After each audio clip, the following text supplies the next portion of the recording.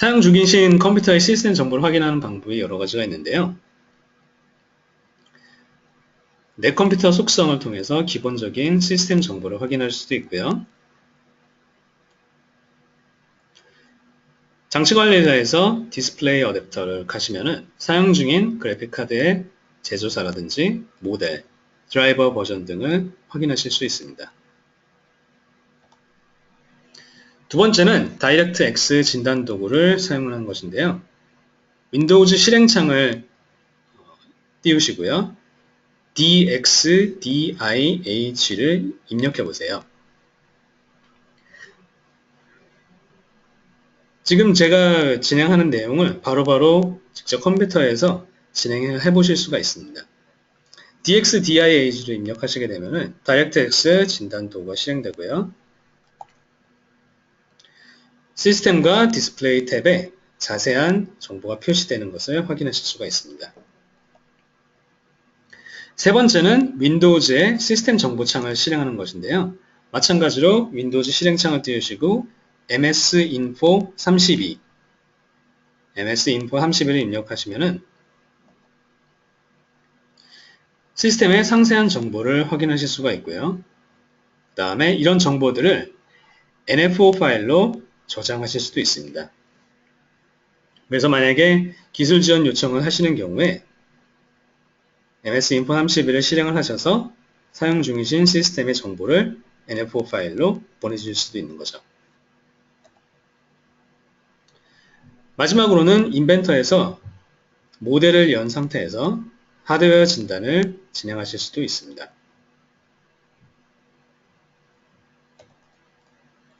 자, 각각의 하드웨어와 시스템에 대해서 자세히 살펴보겠습니다. 대형 조립품은 수많은 부품과 그리고 이 부품들의 발생에 대한 복잡하고 많은 정보를 포함합니다. 이를 처리하기 위해서는 많은 시스템 용량이나 메모리가 필요한데요. 64비트 운영체제를 사용함으로써 이러한 어려움을 해결할 수 있는 것이죠. 32비트 운영체제 같은 경우에는 운영체제에서 관리할 수 있는 메모리 용량이 최대 4GB이며 실제로 응용 프로그램에 할당되는 메모리 용량은 그 절반인 2GB입니다. 이는 이론적인 수치에 불과하기 때문에 그리고 하나의 응용 프로그램만 실제로는 실행하는 게 아니기 때문에 실제로 부여되는 용량은 더 작아질 수밖에 없는 것이죠. 예를 들어서 인벤터뿐만 아니라 오토캐드나 또는 다른 프로그램을 사용하시다가 메모리 부족 오류를 경험해 보신 경우가 있었을 거예요. 64비트 운영체제는 이러한 메모리 용량에 대한 제약이 없기 때문에 인벤터에서 대형 조립품 작업하는 데 굉장히 적합한 것이죠.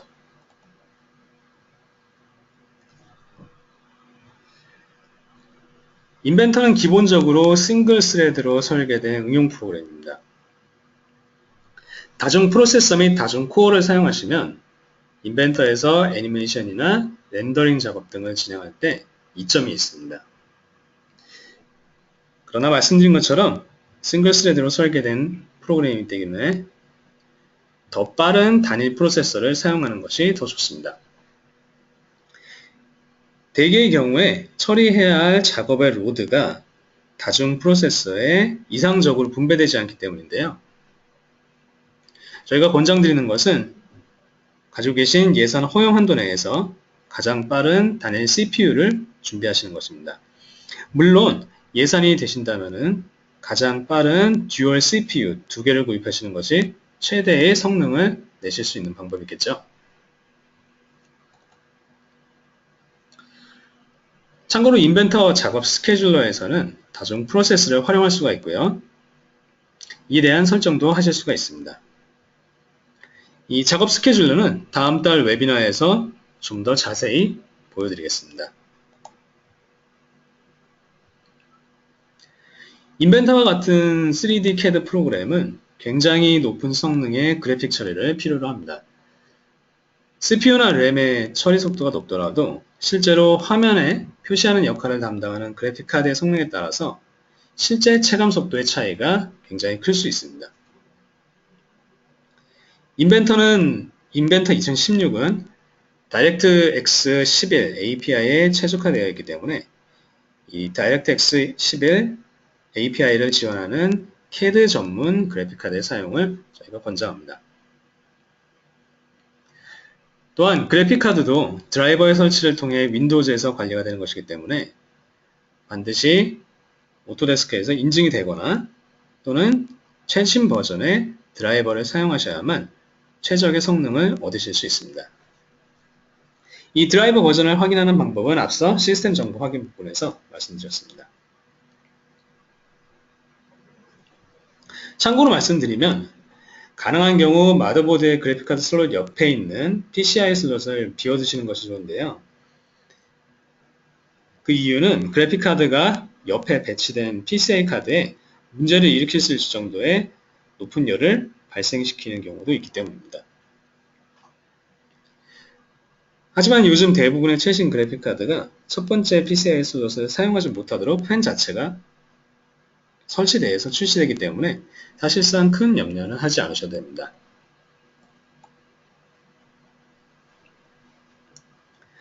오토데스크 인증 하드웨어 사이트에서 각 오토데스크 제품별 인증 시스템이나 인증된 그래픽 하드웨어를 검색하실 수도 있고요.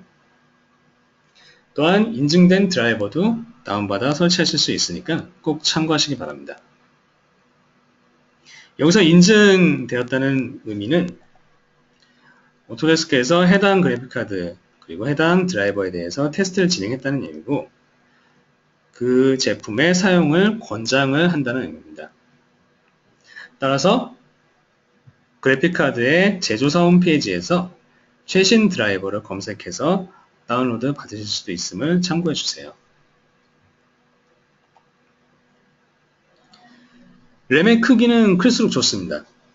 마더보드가 허용하는 램의 크기가 있고요. 그 다음에 앞에 보시는 표에 정리된 부품수에 따른 권장 램의 크기를 참고하셔서 최대한 많이 설치하시는 것이 전체적인 시스템 성능 향상에 좋습니다.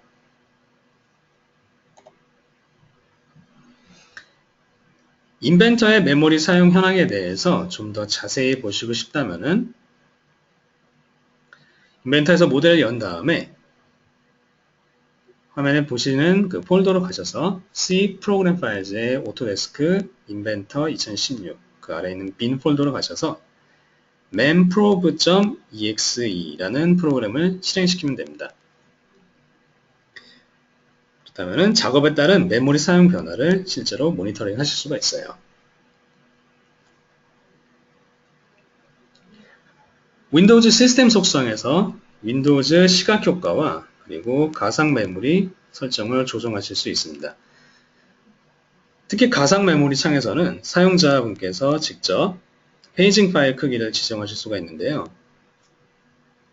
페이지 파일 크기의 최소값과 최대값을 모두 같은 값으로 설정하시게 되면 디스크 공간의 전체 크기가 한 번에 할당됩니다.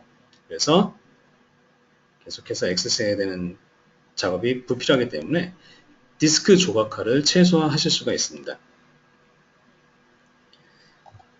근데 이 부분은 시스템 사양에 따라 조절해야 되고 사용자분께서 실수로 잘못 설정했을 경우에는 성능에 크게 영향을 줄 수도 있으므로 가능하다면 윈도우즈에서 최적의 값으로 자동 관리하도록 하는 것도 좋은 방법이 되겠습니다.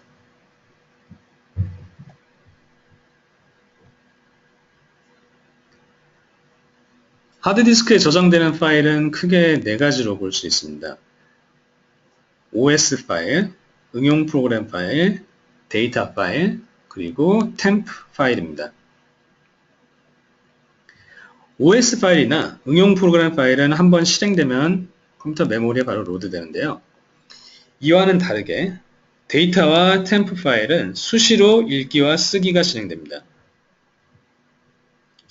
따라서 이 읽기와 쓰기가 진행되는 시간을 줄이는 것이 전체적인 성능 향상의 관건이 되는 것이죠.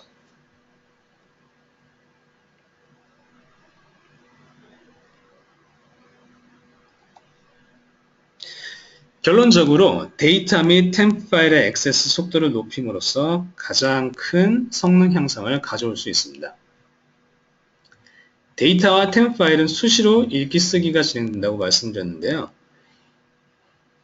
이로 인해서 디스크 조각화가 발생하게 되고요. 성능을 저하시킬 수가 있으므로 다른 물리적 디스크로 저장 위치를 변경하실 수도 있습니다.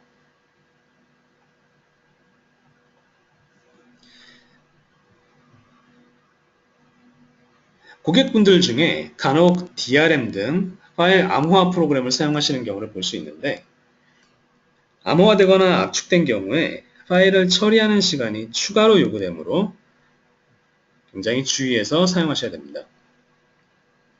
추가 사항들은 회사의 IT 담당자분들과 한번 논의해 보시기 바랍니다.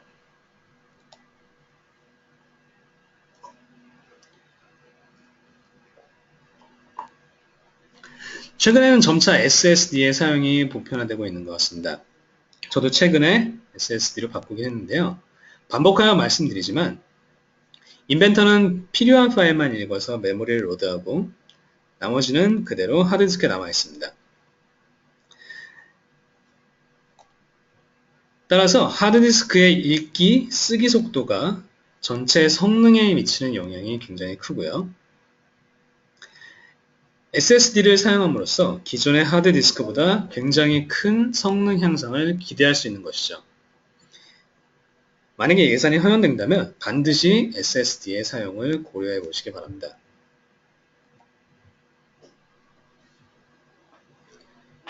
다음으로는 네트워크 환경이 성능에 미치는 영향을 보도록 하겠습니다. 네트워크 속도가 많이 빨라졌지만 그래도 하드디스크에서 직접 작업하는 속도와는 비교할 수가 없죠. 따라서 회사에서 공동 작업을 하는 경우에는 반드시 볼트와 같은 데이터 관리 시스템을 사용하시는 것을 권장합니다. 이 경우에 파일을 볼트 서버에서 로컬로 체크아웃해서 로컬에서 작업을 하고, 작업이 완료된 후에는 다시 볼트 서버로 체크인함으로써 성능을 향상시키고 그리고 오류가 발생할 가능성을 줄일 수 있습니다. 또한 데이터 관리 시스템도 네트워크를 통해서 데이터를 전송하는 것이므로 설계 사용자 그룹을 별도의 랜 세그먼트로 분리하는 방법도 고려해 보실 수 있습니다. 앞서 하드디스크 부분에서 인벤터가 파일을 세그먼트로 나눠서 로드한다고 말씀드렸는데요. 만약에 네트워크 폴더 공유 등으로 작업을 하는 경우에는 네트워크 문제에 취약할 수 있습니다. 다음에 예를 들어서 설명을 드려볼게요. 인벤터가 네트워크 공유 폴더에서 조립한 파일을 열면 각 파일의 로드를 시작하고 사용자가 일부 부품 파일을 편집을 합니다. 그런데 만약 이 과정에서 네트워크 문제가 발생하는 경우에 사용자는 작업하던 파일을 저장하려고 하지만 실제로 인벤터에서는 전체 파일을 모두 읽어온 게 아니므로 저장할 수가 없습니다. 결과적으로 파일을 이전 버전으로 되돌려야 하는 상황이 발생할 수 있는 것이죠. 하나의 일이긴 하지만 이러한 이유로 인해서 로컬에서 작업하는 것을 더욱더 권장하고 있습니다.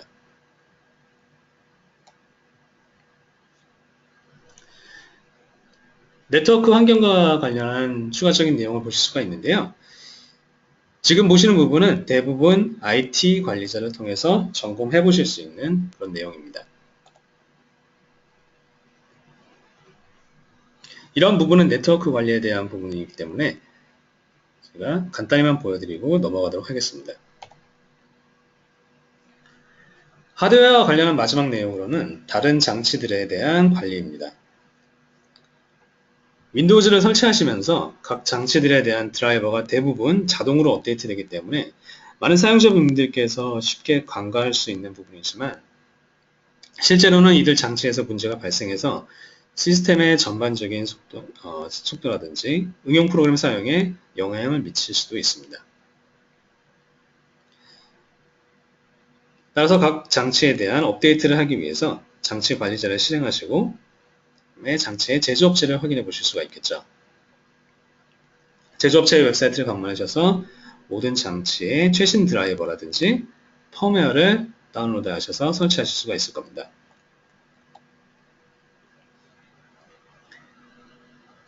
이 외에도 반드시 고려하셔야 되는 내용이 있는데요.